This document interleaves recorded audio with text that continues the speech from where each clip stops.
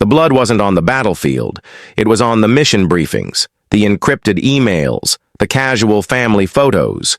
Captain Scarlett Wilson knew, with a cold, sickening certainty that settled in her gut like lead, that the men of SEAL Team Bravo weren't just dying in combat.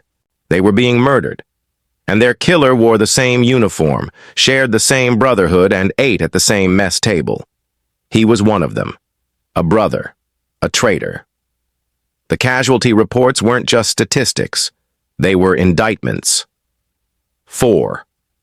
Elite operators in 3 weeks, 12 in 2 months. Each death a brutal surgical strike that screamed of inside knowledge. Operation Silent Thunder. A terrorist compound turned into a booby-trapped slaughterhouse. The SEALs walking into a kill zone perfectly calibrated to their entry plan. Operation Darkhorse. A rescue mission that became a massacre. Enemy fighters. Positioned with uncanny precision to cut off every escape route. Operation Steel Rain, an intelligence sweep that erupted into a running gunfight, the enemy lying in wait along the pre-planned extraction path. This wasn't bad luck. This wasn't tactical error. This was betrayal, pure, calculated, and devastating. At 300 hours, the fluorescent lights of her Naval Special Warfare Command office hummed like angry insects, illuminating the faces of the dead. Scarlett, 31, with sharp green eyes that missed nothing, and a mind wired to find order in chaos, felt the weight of their stares. Her auburn hair, pulled into a severe regulation bun, offered no comfort. Her specialty was counterintelligence, hunting threats before they drew blood. But the blood was already spilled, soaking into the desert sand and staining the honor of the most elite force on the planet. Her mission was clear. Find the viper in the nest. Neutralize it, no matter the cost. The pattern was a chilling, undeniable fingerprint. Every compromised mission, every ambush, every unnecessary death traced back to a single horrifying common denominator. SEAL Team Bravo itself. The 12 men on the roster were legends. Decorated, trusted, men with spotless records and top secret. Clearances that had been vetted 100 times over. The idea that one of them was feeding secrets to the enemy felt like a violation of the natural order, a cosmic joke played on the concept of brotherhood. Yet the evidence, cold and clinical, pointed nowhere else. Someone within that tight-knit circle of brothers was selling their lives for a price. Scarlett began as she always did. Trust no one. Assume nothing. She started with the digital exhaust, the invisible trail every modern warrior leaves behind. The NSA flooded her secure terminal with months of data, phone logs, emails, text messages, internet histories for every member of Team Bravo. She spent days, nights bleeding into days, sifting through terabytes of information, searching for the digital whisper, the anomaly that screamed traitor. She found nothing. Their communications were a picture of normalcy, calls to wives and kids, emails about car trouble, banter about football. The perfect camouflage. Next, she followed the money. Greed was the oldest motivator. She dove into their financial records, hunting for unexplained deposits, sudden wealth, or desperate debts. Again, a clean sweep. Their bank accounts reflected their pay grades, modest homes, sensible cars, college funds for kids, no offshore accounts, no luxury watches bought on a petty officer's salary. The trail went cold. Travel records were next. Had one of them slipped away for a clandestine meeting? A rendezvous in a neutral capital? The logs were pristine. Every leave, every TDY, every weekend pass was accounted for, documented, and utterly mundane. After a week of hitting dead, Ann's doubt began to creep in. Maybe the leak was elsewhere. A staffer at HQ, a compromised comms technician, a mole in the intelligence analysis cell. The thought was a relief, a way to preserve the sanctity of the team. But then, buried in the mountain of routine administrative traffic, a single email snagged her attention like a fishhook. It was from Petty Officer First Class David Hawk Morrison to his sister, sent 3 days before Operation Silent Thunder. The content was harmless, the kind of thing any brother might send. "Hey sis, hope you're doing well. Things are busy here as usual. We're planning a camping trip this weekend. Should be fun, but might be a little challenging with the weather. The forecast shows storms moving in from the northeast around midnight Saturday. We'll probably set up camp near the old stone bridge you remember from when we were kids. If the weather gets too bad, we might have to cut the trip short and head back early Sunday morning. Love you, Dave." Innocuous. Perfectly normal. Except for the timing. Scarlett cross-referenced the email's timestamp. Morrison had hit send exactly 6 hours after the final ultra-classified briefing for Silent Thunder. 18 hours before Wheels Up. Her pulse, steady until now, gave a single hard thump. She read the email again, this time not as a brother's note, but as a code breaker. A camping trip on the weekend. The mission was scheduled for that weekend. Storms from the northeast. The team's planned infiltration route came from the northeast. The old stone bridge. Satellite imagery of the target compound showed a distinctive ancient stone bridge just 200 meters from the main gate. It was a stretch. A coincidence. Brothers talk about the weather. But Scarlett's instincts, honed by years of hunting shadows, screamed that this was no coincidence. This was a signal. She became obsessed with Morrison's digital life. She pulled every email, every text, every social media post he'd made in the past 8 weeks, and there it was, a horrifying pattern emerging from the noise. Before every single compromised operation, Morrison had sent a similar casual message to his sister.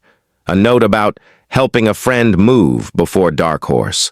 A text about a big fishing tournament before Steel Rain. The language was always bland, familial, and utterly forgettable. But the timing was always impeccable, always falling within the critical window after a briefing and before deployment. When Scarlett began to analyze the content through the lens of operational details, the code became horrifyingly clear. Morrison wasn't writing to his sister. He was writing to the enemy. But suspicion wasn't proof. Accusing a SEAL of treason without irrefutable evidence wasn't just career-ending. It was potentially catastrophic, alerting the traitor and shutting down a vital intelligence channel. Scarlett needed more. She activated her full counterintelligence authority, placing Morrison under 24/7 digital surveillance. Every keystroke, every call, every pixel of data he transmitted was now being monitored, recorded, and analyzed. She also initiated discreet physical surveillance, watching his movements on base, his interactions, his off-duty haunts. What she discovered over the next 7 days turned her blood to ice. Morrison's methods were chillingly sophisticated. He wasn't just using clever wordplay in emails. He was employing steganography, the ancient art of hiding messages within other messages, now executed with digital precision. The seemingly innocent photos he regularly emailed to his sister, pictures of him grinning with buddies at a bar, shots of local California landmarks, snapshots of his dog, were the carriers. Embedded within the millions of pixels of these digital images hidden in plain sight was the crown jewels of U.S. Special Operations. Using specialized NSA software, Scarlett extracted the hidden data. There it was. GPS coordinates of target compounds, detailed schematics of infiltration, routes, precise timing for assaults, personnel assignments, even the specific weapons loadouts for each operator. Morrison wasn't just leaking information. He was handing the enemy a step-by-step guide on how to kill his own brothers. The betrayal was absolute, intimate, and monstrous. Now, Scarlett faced her most agonizing decision. She could pull the trigger now. Arrest Morrison, slam the door shut on the leak, and bring him to justice. The men who had died deserved that, but arresting him would also be a tactical surrender. It would cut off a direct line to the enemy, a line she could potentially turn against them. More importantly, she needed to know the full scope. Was Morrison a lone wolf, or part of a larger network? Who was his handler? What was their endgame? The cost of not knowing could be even higher. Scarlett chose the harder, more dangerous path. She would let the snake keep slithering, but she would control where it went. She devised Operation Turncoat, a masterpiece of deception. She approached Lieutenant Commander Marcus Steele Rodriguez, the commanding officer of SEAL Team Bravo, a man whose own grief and rage were barely contained. Together they crafted a fictional, high-priority mission: the capture of a notorious terrorist leader from a heavily fortified compound deep in hostile territory. Every detail was meticulously planned to be utterly believable. The intel, the maps, the timings, the gear. It was a lie wrapped in truth, designed to be irresistible bait. The trap was set.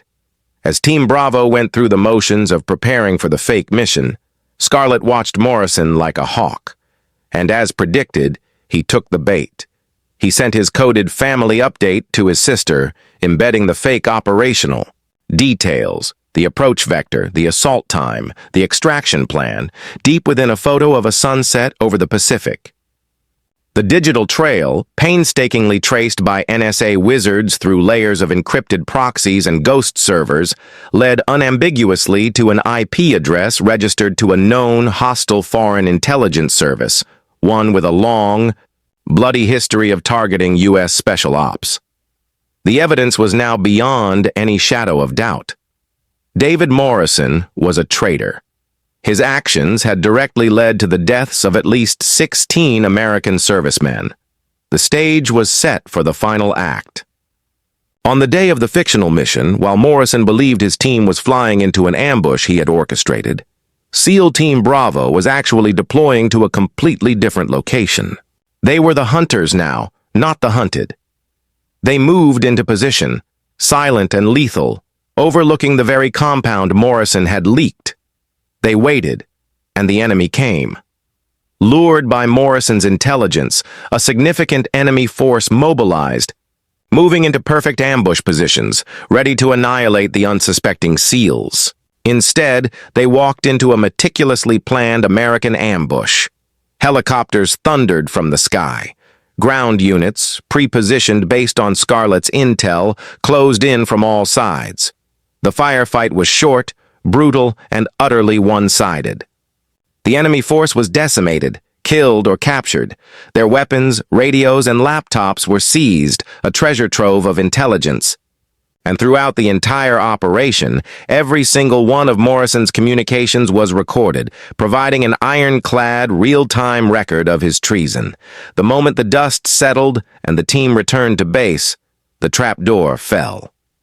Morrison was arrested in the debriefing room, the look of smug satisfaction on his face freezing into one of dawning, abject horror as Scarlett laid out the evidence. The recorded calls to his handlers, the financial records, once thought clean, now revealing. A complex web of laundered payments funneled through offshore shell companies, payments that matched the timing of his betrayals. And the crowning blow, testimony from captured enemy operatives who, under interrogation, positively identified Hawk as their golden source inside SEAL Team Bravo. The trial was swift and merciless. Scarlett's testimony was the keystone, painting a picture of methodical, cold-blooded betrayal. Morrison's defense, a pathetic tale of financial desperation fueled by gambling debts and subsequent coercion, rang hollow against the mountain of evidence. He was convicted of treason, espionage, and multiple counts of murder. His sentence, life in a military prison without the possibility of parole. The ultimate dishonor for a man who had once worn the trident. But for Scarlett, the victory was bittersweet. Justice was served, but the cost was etched in the faces of the Gold Star families and the haunted eyes of the surviving SEALs. Morrison's betrayal had done more than kill men. It had shattered the fundamental trust that binds a special operations team together. It had forced a complete overhaul of security protocols, a vulnerability laid bare for the world to see. The damage would resonate for years. Scarlett's work, however, was far from over.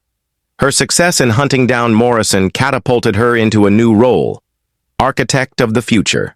She was tasked with rebuilding the security of America's most elite warriors from the ground up.